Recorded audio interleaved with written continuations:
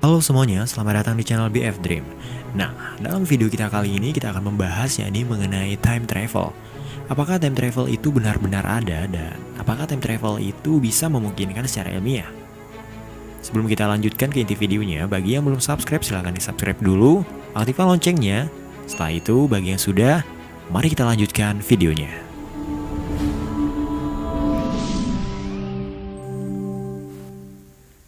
Sesuatu yang sudah sejak lama kamu tahu tapi baru booming beberapa tahun kemudian. Atau ada pikiran nih tentang masa depan yang akhirnya itu benar-benar terjadi. Atau melihat kayak seseorang di tempat umum yang sepertinya dari masa lalu maupun masa depan karena gayanya yang sedikit aneh. Bagaimana jadinya bila tiba-tiba ada seseorang nih yang mengaku dia adalah anak dari cicitmu di masa depan dan beliau bertanya, "Mau tahu kabar di masa depan?"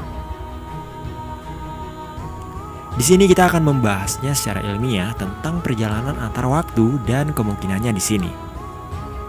Yang pertama, secara matematis dan fisika, menjelajah ruang dan waktu itu ternyata memungkinkan loh teman-teman. Ibaratkan saja nih, ruang dan waktu itu memiliki dimensi. Konsep berkelana serta menjelajah ruang dan waktu dengan keturunanmu dari masa depan mungkin memang mimpi ajaib di siang bolong. Dan sampai kini masih sekedar menjadi fantasi dan termasuk dunia fiksi sains. Meskipun begitu, penelitian baru dalam jurnal gravitasi kuantum dan klasik telah menggarisbawahi bahwa secara matematis itu memungkinkan. Dalam jurnal penelitian tersebut, mereka mempresentasikan geometri yang didesain untuk sesuai dengan deskripsi manusia sekarang mengenai mesin waktu. Itu adalah sebuah kotak yang memungkinkan seseorang di dalamnya untuk berkelana maju ataupun mundur melewati ruang dan waktu. Sebagaimana diinterpretasikan oleh pengamat eksternal. Memang terdengar seperti mesin waktu bagi kita. Seorang penggemar serial Dr. Wu akan langsung menyadarinya dari judul penelitiannya yaitu Traversable Aquasal Retrograde Domains in Spacetime yang diakronimkan menjadi TARDIS, nama dari mesin waktu yang dimiliki penguasa waktu. Pikiran yang culun, tapi itulah isi penelitian ini. Penelitian yang dilakukan para ahli matematika dari University of British Columbia dan Maryland ini, dia menyatakan bahwa mesin waktu itu perlu memiliki kemampuan untuk menekuk kain waktu. Terkait soal ini, ada baiknya nih kita berpikir bahwa ruang dan waktu itu penggabungan dimensi fisik, yaitu 3 dimensi, punya lebar, panjang, dan tinggi, dengan waktu. Yang kedua, yakni menyiasati ruang dan waktu yang memiliki dimensi bisa dilakukan dengan menambah massa di atasnya, yang itu sangat berat sampai ada cekungan waktu ataupun lekukan waktu. Waktu hanya bisa maju ke depan sesuai dengan yang dijelaskan dalam hukum termodinamika kedua. Walaupun begitu, penekukan waktu sepertinya memang masih agak sulit untuk digambarkan karena ada variabel waktu di situ. Jika kamu menempatkan berat yang besar di atasnya, maka akan terbentuk cekungan gravitasi yang besar juga dan waktu akan menjadi lebih lambat di dalam cekungan ini. Yang ketiga, waktu dalam dimensi yang utama akan selalu bergerak ke depan. Itu nggak bisa mundur. Hanya orang di dalam TARDIS yang bisa meloncat dari lekukan-lekukan yang terbentuk. Apapun yang dilakukan, waktu akan tetap berdetak maju ke depan. Ya nggak akan bisa mundur ke belakang. Untuk melakukannya, kamu perlu memahami teori relativitas yang umum dan khusus.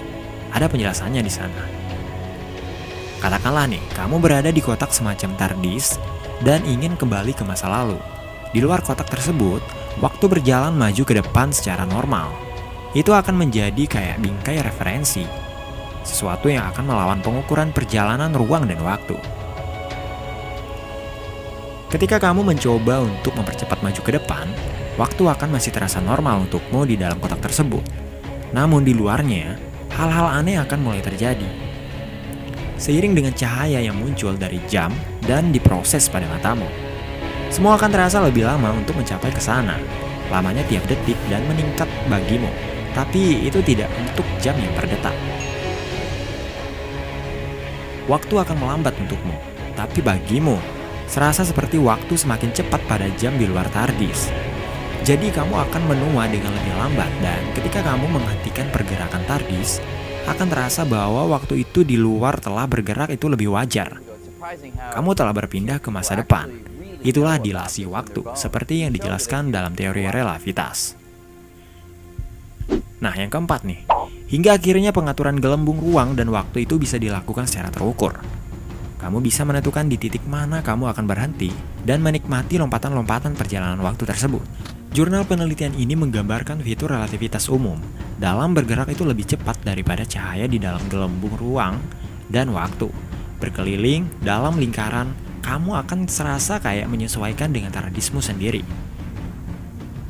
Ketika mesin waktu masa depan bertemu dengan lainnya, yang berarti di masa lalu, kayak kamu akan bisa melihat masa lalu dan masa depan itu dalam waktu yang bersamaan. Dari situ kamu bisa memilih di titik mana kamu akan berhenti dan menikmati waktu itu. Mengingat bahwa ruang dan waktu itu bisa dijelaskan sepenuhnya secara matematis, itu artinya jenis TARDIS ini sepenuhnya memungkinkan. Meskipun begitu, untuk merealisasikan di dunia nyata, para peneliti menekankan bahwa kita benar-benar membutuhkan material eksotis, itu yang belum ditemukan maupun dibuat.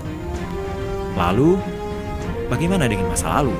Apakah memungkinkan untuk kembali ke masa lampau? Masa lalu, dengan interpretasi ini, itu tidak mungkin karena waktu itu tidak memiliki koneksi fisik dengan kenyataan. Begitu juga dengan masa depan, karena itu membutuhkan segala sesuatu yang akan terjadi antara waktu sekarang dan mendatang. Itu yang belum kita ketahui juga secara pasti. Kalau menurut kamu nih, itu bagaimana sih? Dan mungkinkah seseorang bisa melakukan perjalanan waktu?